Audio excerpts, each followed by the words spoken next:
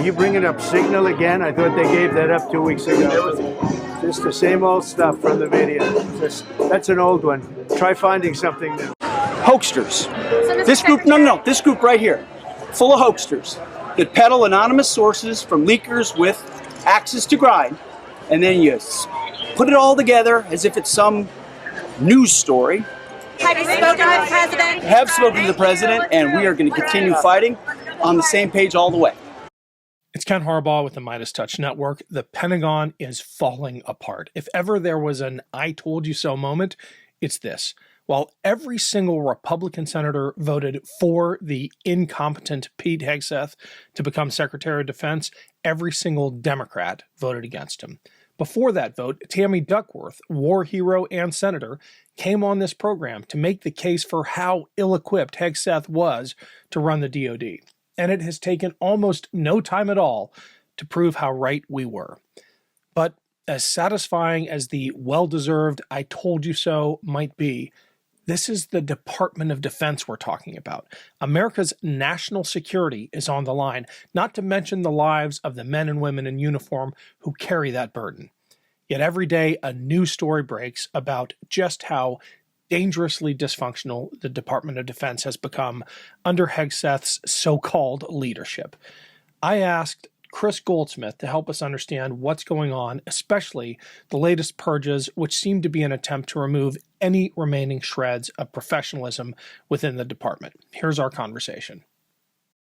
Welcome to the Ken Harbaugh Show. We've got audience favorite Kris Goldsmith back. He runs Task Force Butler, which identifies and tracks and holds accountable extremist organizations across the country.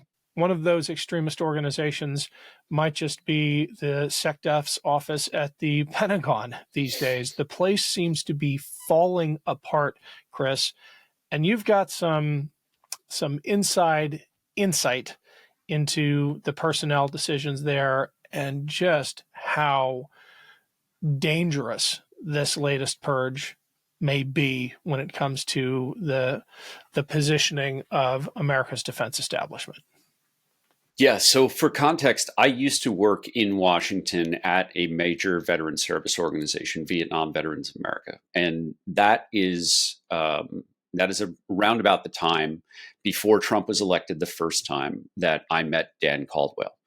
Dan Caldwell was among the first who were marched out of the Pentagon by security last week following an internal investigation. Dan is someone who I have never agreed with politically when it comes to issues related to the VA. We are absolute vigorous opponents on those issues. But where we do align is a general skepticism towards the use of military force in what we now commonly call the forever wars. I have always known Dan to be a respectful, thoughtful, kind, and loyal veteran. This man served in the United States Marine Corps, and through all of our disagreements, he has been one of the folks who, even through this entire Trump era, has had my respect. So when he was marched out of the Pentagon, I knew something funny was going on. And just days ago, I wrote a Substack piece about my relationship with Dan and how I suspected that there were one of two reasons. Either Elon Musk is trying to commit some sort of fraud and he needed to push the honest people out of the Pentagon. Or two, there's a pro-war camp inside the Pentagon that is purging the people who are skeptical of bombing places and asking questions later. Just after I published On Offense on Substack, Dan posted a video where he was interviewed by Tucker Carlson, where he says that he was pushed out specifically because he opposes an attack first war with Iran. Well, the scary thing about that, I mean, it is frightening on many levels, but it's exacerbated by the fact that we have a Pentagon leadership now that treats the most powerful military in the history of the world as a Lego set or as a video game. I mean, the fist and fire emojis, right? The signal channels with spouses and siblings on board. It is not a serious organization, but it has a deadly serious mission, including nuclear weapons. Mm-hmm. Yeah. So I wouldn't normally tell people to go seek out Tucker Carlson's show and watch it, but I think it's important that people form their own opinions and hear it from the source. What the ideology that informs Dan Caldwell is something I don't agree with, but it is sound. I grew up in kind of not in Republican politics, but holding Republican aligning beliefs from the time that I was a young boy. I was a Cub Scout. I was a Boy Scout. My hero growing up was Teddy Roosevelt. And he talked about his foreign policy and his approach to politics being speak softly, but carry a big stick, right? Dan Caldwell believes in Teddy Roosevelt's slogan to his core. And that is that we should, as a nation, fully exhaust our diplomatic efforts before we ever engage in something like warfare. And he says this beautifully in this clip, the entire purpose of the Department of Defense is to leverage that to achieve our objectives with other nations through diplomacy. The purpose of our warfighters is to achieve our diplomatic goals. The purpose of our warfighters is not to fight for fighting's sake. It is not to go to war to prove that you're the toughest or you're the best or you're the wealthiest nation. That is not a sustainable way to run the Pentagon. But Pete Hegseth seems to think that it is, and so does Donald Trump and everyone who he's surrounding himself by. Hey, it's Ken Harbaugh. Huge shout out to everyone who has supported this show via our Patreon page. If you want to weigh in with questions for upcoming guests or give us feedback on past guests or make sure you never miss an episode, click the link below. It's free to sign up. And if you're able to pitch in a few bucks a month, just know that we put every dollar back into the show. We do have another reporting trip to Ukraine coming up. Thanks for the help. What's funny is this is military theory 101. This is Clausewitz. This is war as an extension of politics by other means. But when you have government as a reality TV show, when you have the Department of Defense run by a Fox News personality, this is what you get. You get the abandonment of the intellectual approach to defense and security and diplomacy, and it becomes a game. We've talked to now probably half a dozen people about Signal Gate since it broke, including Mikey Sherrill and Amy McGrath and others, and they all convey the same impression that it is a frat boy flex for these guys. Back to the fist and fire emojis. I get the feeling, and this used to be a punchline, but I think it's true now, that half of the reason for the Signal chat is for Pete Hegseth to show off. And go ahead. Yeah, absolutely. I mean, Pete Hegseth is a peacock. He is, I keep a copy of this terrible book called The Game. I read it, I don't know, in the mid 2000s, and it is a book written by the man who created this pickup artist idea, and I keep that book to remind myself of like the danger of kind of like that, what created the incel subculture, where these people are like sexually frustrated and that's what drives everything that they do.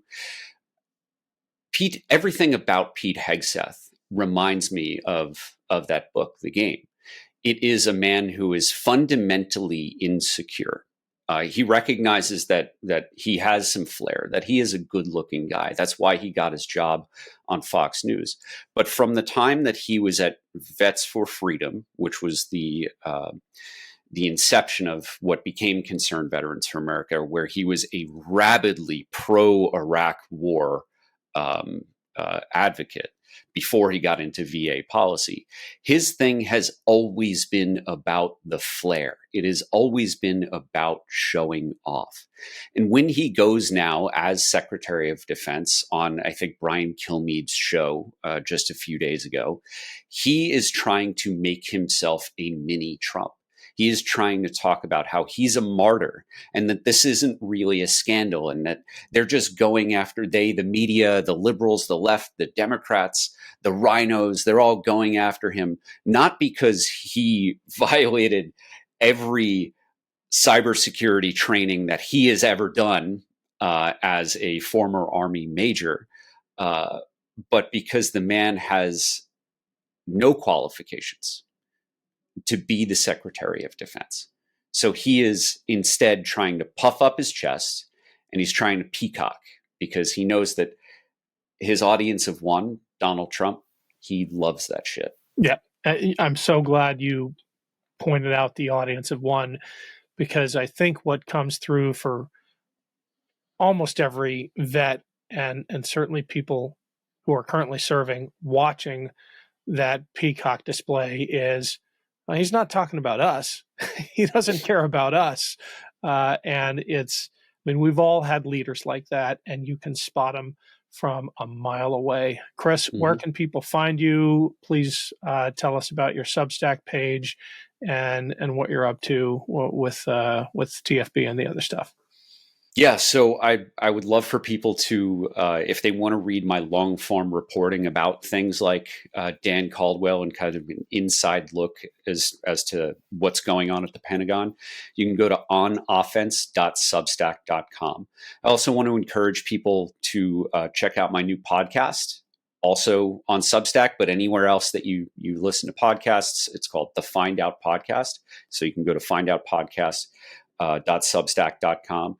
And we're talking about how the decisions that are made by the Trump administration affect every aspect of every American's life. Most people who watch your show know me as the anti-fascist veteran, as the leader of Veterans Fighting Fascism and Task Force Butler Institute, performing research into neo-Nazis, right? But I'm 5 weeks away from having my first kid. I am thinking right now about how the tariffs are going to make the little plastic baggies that breast milk goes into, it might make those unavailable because a 164% tariff on such a cheap item means that stateside suppliers are simply not going to order them anymore. I'm thinking about how I have a pickup truck and 2 dogs. And if I want to move my whole family, I've got to buy a new vehicle because I can't put a car seat in the back of a pickup with a 90-pound pit bull. So I'm thinking about how the tariffs are going to cost me many thousands of dollars if I want to do something like buy a minivan to keep my family safe. So for all of those conversations, look for On Offense and look for the Find Out podcast on Substack. Anywhere that you listen to podcasts, you can find us. And make sure to check me out on TikTok and the rest of the social media apps. We'll put the links in the show notes. Thanks, as always, Kris. Stay strong. Thanks a lot, brother.